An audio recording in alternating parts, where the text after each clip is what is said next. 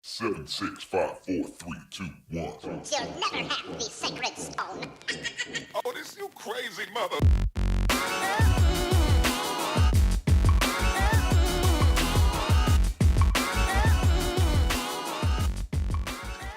Hey everybody, welcome to this new format. I'm Danny Lambert and this is the Plush Republic channel.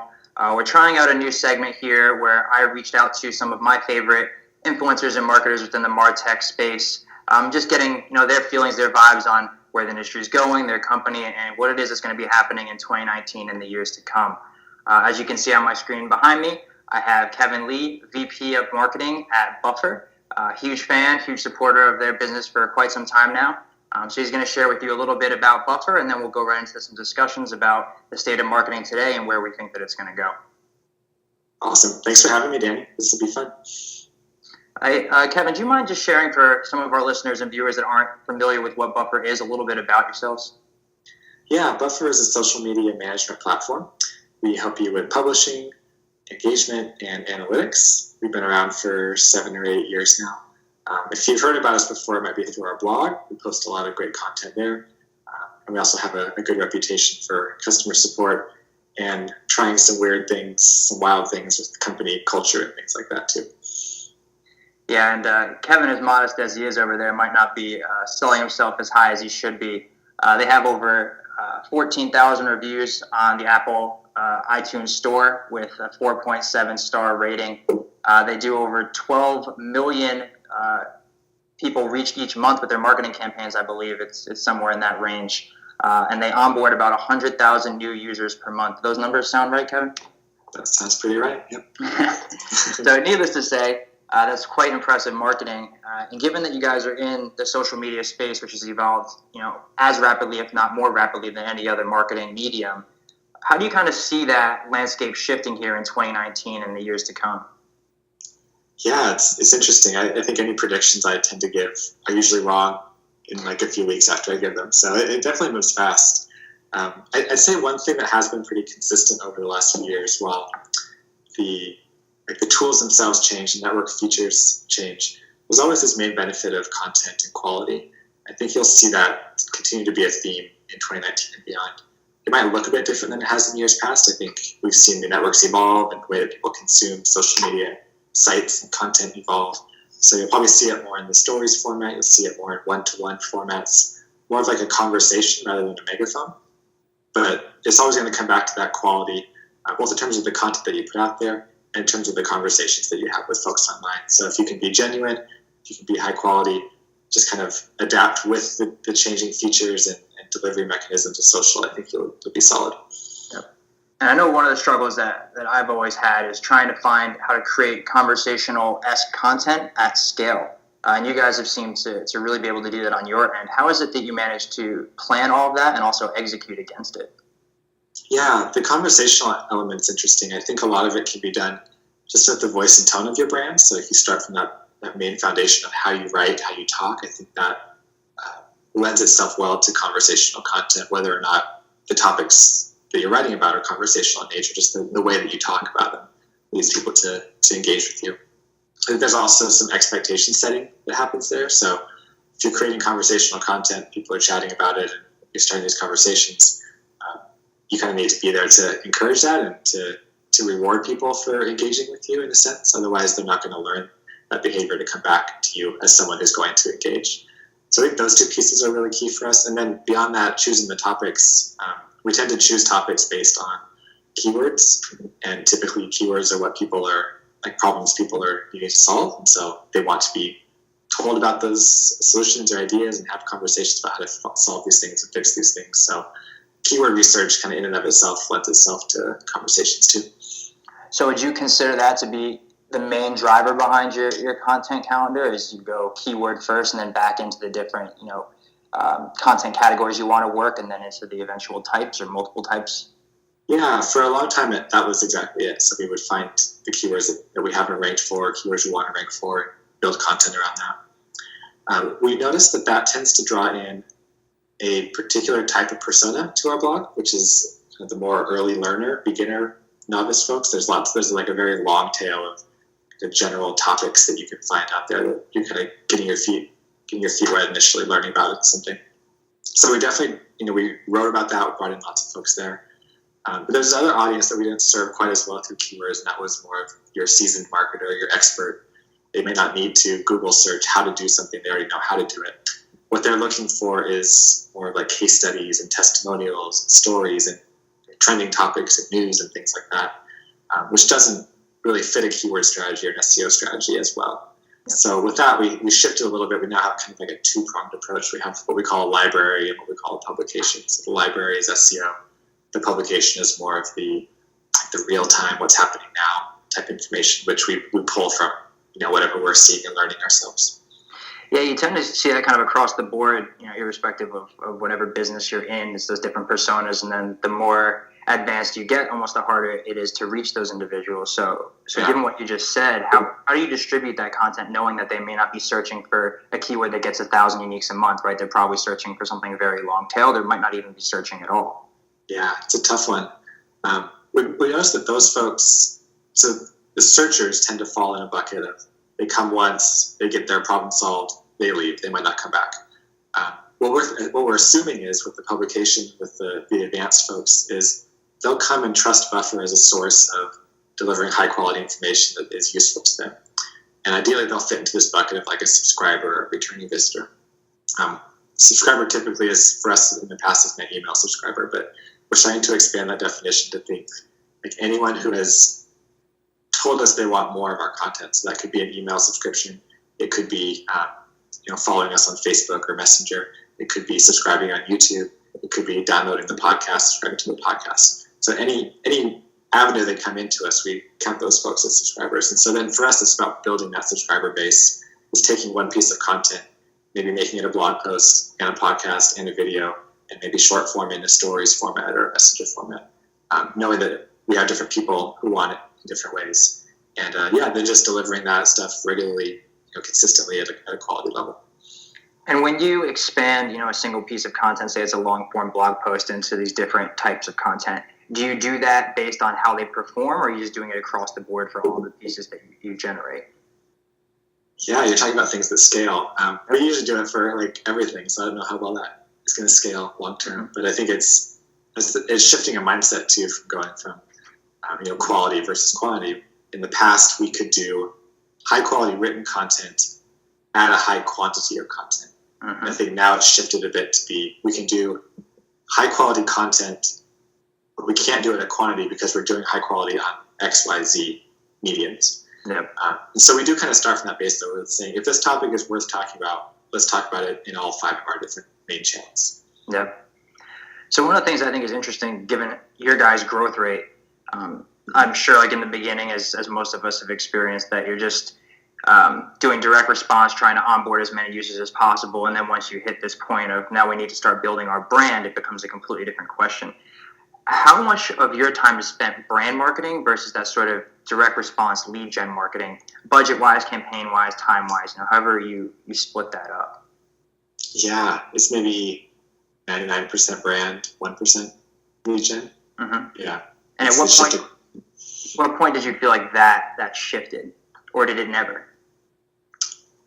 Since I've been here, it's always been that way. So I've been here 5 years. At the very early days of Buffer, you're right. It was there was a lot more of the lead gen, one-to-one stuff. I think we're very much more now in the one-to-many brand side of things. It probably took maybe 2 years to get to that place. Yeah. And then given that so much of what you guys do is really high quality content, how is it that you're analyzing this in real time to understand what's working and what might not be working so well? Yeah. So with brand, it's interesting. It's a bit of a tricky one to fully measure and manage. We tend to take a bit of a longer view on it. So we might, rather than look at everything on a weekly basis, we might look more at a monthly or even a quarterly basis and say, these were the bets that we made over the last few months.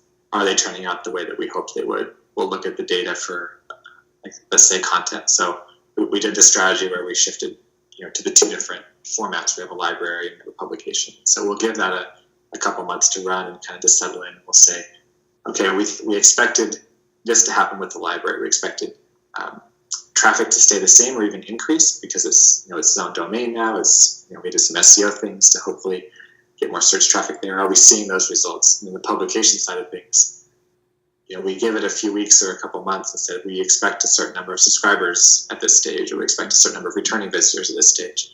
Are we seeing that or are we not? And then if we get those numbers, great. If we don't get those numbers, then we change something either to get that number, or if we're not hitting those things after 3 or 4 cycles of iterations, we might second guess the strategy in and of itself. And for those strategies, because I feel like this is a pain point for pretty much everyone in marketing, how are you analyzing that? Are you setting these as like smart goals up front, saying, we're starting this campaign January 1 and a quarter out, we want to have X% increase, or are you doing it kind of more off the cuff? What's your approach to that? Yeah, traditionally we've been a little bit more off the cuff. Last year we had an annual goal. We wanted to reach a certain number of people and we wanted to acquire a certain number of new users. And so that was a goal we tracked. We tracked it week over week, did a waterfall graph to kind of see our progress of how we're doing as the year goes on. And then starting this year, we're working on a framework that Spotify has used in the past called BETS. Specifically, it's the DIB framework, which is data, insights, belief, and bets. So you start with data, you use the data to build some insights. You take those insights, turn them into things that you believe, and those beliefs form some bets that you're going to make on how the next few months will proceed. And then we're going to use those bets. We're going to check in on them on a monthly cadence in a team-wide call. And the bets don't really have a time frame attached to them. They could be year-long bets. They could be quarterly bets. For instance, one of our bets is to revamp our marketing website. And we have a deadline of Q1 on that one. But another bet is to it's like tell the buffer story in more strategic places, which could be like that could last 10 years. I don't know. That could be a forever bet. But the idea is to talk about it. Exactly. Yeah. But we'll talk about it monthly. We'll say this is the bet we made. This is the data that we're looking at to tell us if we're on track for the bet or not. And if we're not, or if things change, then we'll adjust those bets as time goes on. Yep. And as a marketing department, what do you find as your biggest struggle? Is it planning? Is it staffing? Is it analysis? Is there anything that really stands out to you as the most difficult thing you guys run into year after year? Yeah, that is a good one. I'd say resources is definitely one of them. We published our marketing budget maybe a couple months ago on our blog, and it was just interesting to see how we spend money compared to some other teams. We don't have much of an ad budget. We don't have a sales team, so we don't do any lead scoring or things like that. Yep. So we don't have money there. We have more of our money spent on people resources, salaries, and things like that. Yep. And I want to say the problem is resources, but I think the actual problem is saying no to things. So we have a 10-person marketing team, which is a lot of people. Yep.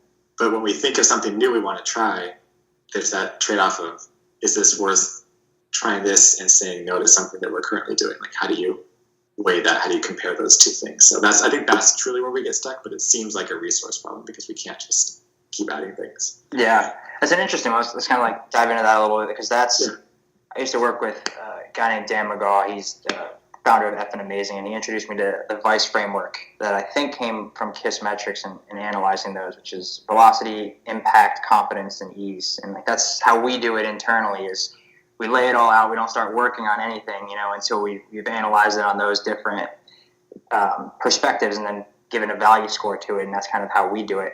Internally for you guys, how do you optimize for the most important task at the time? Yeah. I like your model. I might need to borrow that and use that one. Yeah, it was a real struggle. Actually, the first time I ever saw that, I was like, oh, wow. And then when you get 4 or 5 different people filling in their scores on it, then it takes out the subjectivity of me thinking, display is more important than content or whatever the scenario may be. But that is good. We tried ICE, so minus the V in the past. And I think what we found was, for us, it was a bit too arbitrary. It was like, I guess this is a 9 out of 10 on impact, and I don't really know what it is, what confidence level I have. So I think we could have done a better job of being more disciplined there. We have a couple different things. I guess there's a couple different ways that this problem manifests itself. I think one is at the campaign or project level, where we're like, should we do project A or should we do project B? Generally, we're okay with. I think we do a better job at that because we can look to our bets or look to our goals and say, well, which one do we think is going to have the bigger impact on our goals, and which one do we?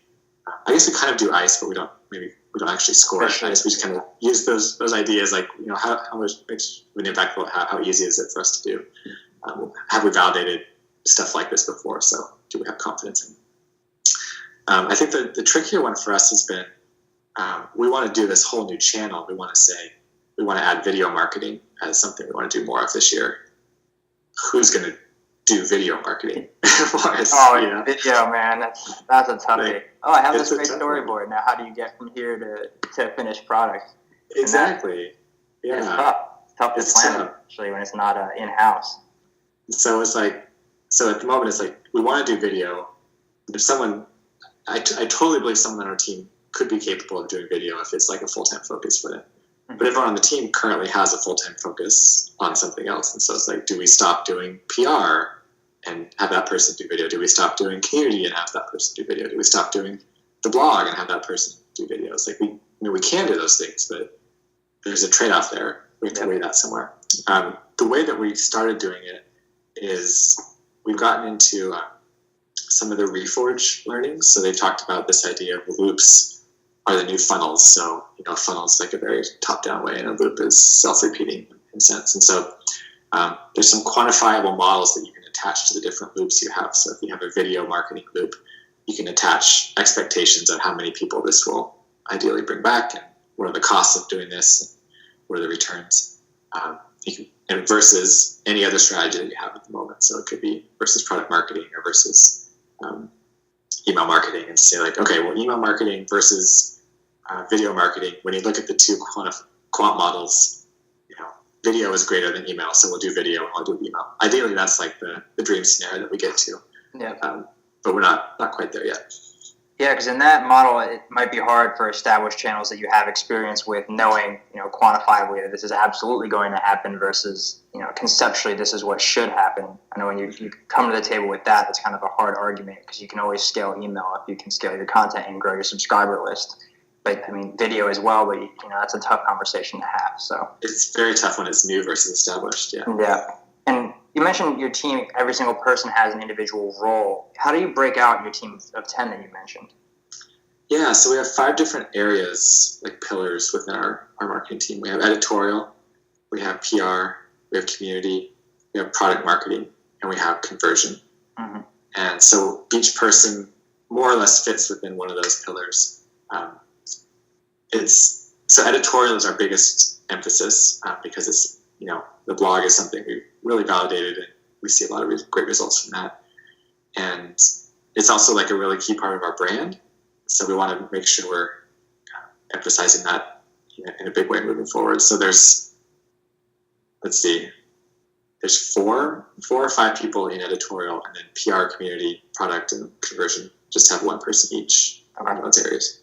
And then we have an engineer who helps out across the board for all of them, and a designer who helps out across the board for all of them.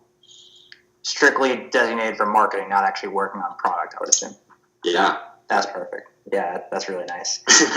In terms of managing the editorial teams, you guys have like your content guidelines laid out? Because I assume, or maybe I'm incorrect in this assumption, that you probably outsource a decent amount of content writing beyond your 4 editorial people. How do you keep that brand voice on track, given you'll probably have some freelance writers working and then 4 different people all working at the same time? Yeah.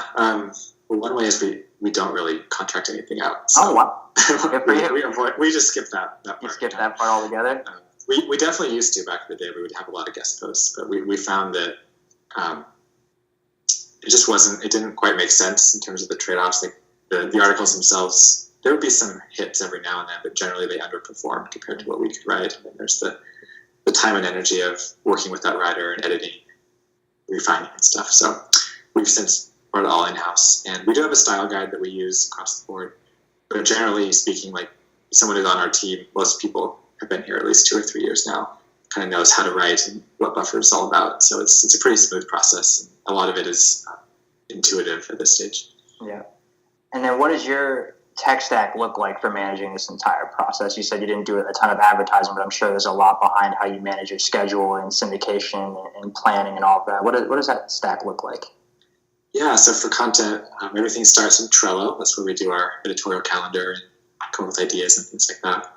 Maybe I'll go back a step. So research, we use Ahrefs for keyword research, a little bit of BuzzSumo for headline ideas, topic ideas, lots of Search Console and Google Analytics for kind of how things are performing, opportunities. And then Trello is where we organize all the ideas and do the whole editorial flow there. And we write, for the most part, we write straight into WordPress. Sometimes we'll write in paper, Dropbox paper first, which is a bit easier to collaborate on. But generally speaking, most writers on the marketing team are pretty self-sufficient in terms of they go from first draft to final draft pretty much on their own. So it mostly just happens in WordPress. Yep. And then that's it. We'll publish it from WordPress. We'll promote it from MailChimp and nice and lean. I like it. We're in Buffer. We're good to go. Yeah. Keeping it super clean.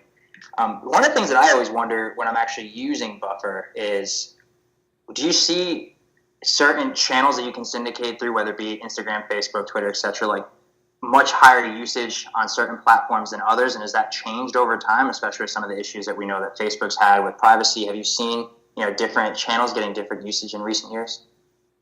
Yeah, a lot, especially from how people are connecting to Buffer and the profiles and things like that. We've seen Instagram skyrocket up. It's one of our most popular networks now.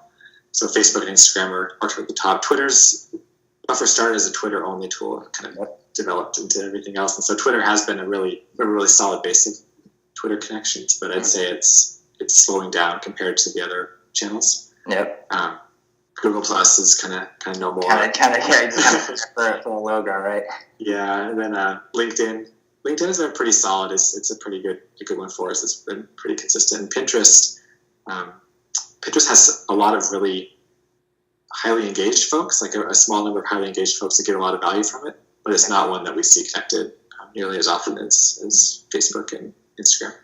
And so for you, when you're crafting content and promoting Buffer, like how much access do you have to the product analytics to make those decisions around where you want to create content? Yeah, we have everything that we could want. We use Looker as part of our tech stack for business intelligence and data viz and stuff like that. So everything is piped right into Looker, and we can pull any reports that we want. There's some reports that the product team makes for themselves, and everything at Buffer is transparent internally, so we can just check it all out when we want to. Yeah. And I would say that product metrics inform us to a certain degree. Like they would inform, we should write more about Instagram than LinkedIn, or we should write more about, I think they inform stuff like that, but they don't inform specifically, let's write about how to do like Instagram shopping or something like that, because we don't go quite that deep. It's more the broader trends that help us. Yep. And that's an interesting point in and of itself, too, is when you're analyzing the marketing landscape, but also just your user landscape, how do you pick up on what trends? Are you using certain apps, certain listeners, like Google Alerts is obviously one, and Owler and the handful, but what is it that you're using to really catch these trends before they kind of get ahead of you? Yeah, that's a good one. One of our marketing teammates also does some biz dev for us, some business development. And so he has his finger on the pulse of specifically what the social networks are thinking about and talking about. He has context there, which is great. Otherwise, I would say that apps and tools like Product Hunt have been really useful for us. If we see, I think there was one week there were like 5 or 6 stories products that came out, like tools for helping you make better stories. And it was like, oh, this is a thing. This is like a trend that we're spotting here. So we use that, and then we'll also go to sites like Adweek has been a good one for us, Digiday, kind of some of the bigger marketing sites out there that are finding the trends. Yeah. Just kind of follow along. There's some that are like super tactical, and there's some that are like very thought leadership. And I use Feedly with GetPocket, and I just try to like funnel it into some sort of recognizable form to get it out, because it seems like there's just too much to keep a finger on the pulse unless you're staying up till like 2:00 in the morning and just going through it all. There's a lot. We often talk about this idea of curating from the curated. So rather than read everything, you find like 5 or 6 newsletters you like, or 1 or 2 blogs that actually pull in other stories from elsewhere, and then you just curate from the stuff that they've curated. So I feel a bit like a parasite doing it, but it's survival. You have to be at this point. It'd be almost impossible to like read everything that comes out, and even by the time you hear it first, you have to let it prove itself out before you even act on it. I think about SlideShare when SlideShare was hot, and if you had jumped on that bandwagon, and now you look at it, it's like, well, that didn't quite pan out the way that you would have thought. But yeah, that's an interesting one too. I think there's an element of us being Buffer where we have to follow those early trends, just to write about them or know about them to help inform our audience of them. So I remember stuff like Periscope back in the day, and like these very early things, which Vine, all of it. So yeah, we've been there. The irony of how I found out about you guys was when Medium was first starting to be a thing. And I was like, oh, okay, this is pretty cool. But then everyone's like, oh, this isn't going to replace the traditional blog. And here Medium's still going pretty strong and it's still a pretty good source. But that was funny because those were the ones that I read first. Like, this isn't going to last. And now look at it. Still pretty steady. Yeah, it goes back to predictions like we started with. Like, who knows if you make predictions, things change so fast. Yeah, always got to get buy-in from the right people. Once they started having those corporate blogs switch over, that's when you knew it's like, okay, this is here to stay. They're not going to move the whole thing over if this is some fluke. But yeah, exactly. That was interesting. Well, Kevan, I really appreciate your time. This was some really helpful stuff. I want to keep these, snack size, 30 minutes or so people can really get some value out of it. Is there anything else that you're seeing or feeling that is really important for the viewers to know, in 2019 and beyond about what you're seeing in the marketplace?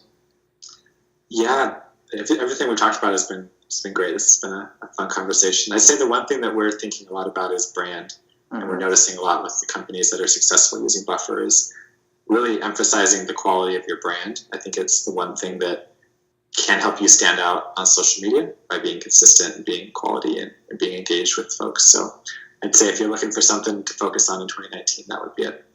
And I guess I have one follow-up to that because this is certainly the question I think a lot of people will have on their mind is if you don't have the ad dollars and the money, to go up against these behemoths, how do you make your brand work for you on those lower budgets? Yeah, I think it's a lot about just being consistent with the brand. So you want to create a brand that people are familiar with when they come back to you. It's like this familiar feeling. So there's an element of promoting the brand, getting it out in front of people, which probably is where the ad dollars come in.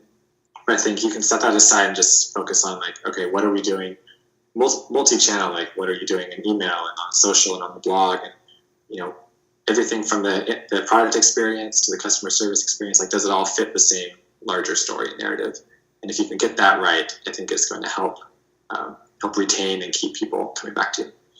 Awesome. Well, Kevan, thank you so much for your time. And if you guys don't have Buffer at the moment, go subscribe, go download it. It's free to use. Get on a plan and you'll get addicted. You'll definitely tear up once you start using it for a little bit. It'll make your life a lot easier. So thanks again for your time, and I'll see you guys around.